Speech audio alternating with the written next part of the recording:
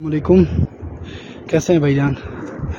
जब उधर से हम थोड़ा सा और ऊपर चढ़ते हैं ना, ऊपर की तरफ, जो हमें ये नज़र आ रहा था तब, उधर जब हम आए ना, तो ये देखिए इधर खंदक खोदी हुई है।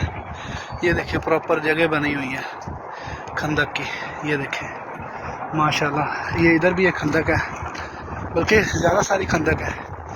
ये देखें, ये माशाल्लाह नीचे उतरने के लिए सीढ़ी बनी हुई है। ये देखें, ये माशाल्लाह, अल्लाह अकबर, ये सारी जगह जो खंदक की है माशाल्लाह। ये देखिए आगे आगे की तरफ सारा बना हुआ है। ये देखें माशाल्लाह माशाल्लाह माशाल्लाह, क्या बात है जी।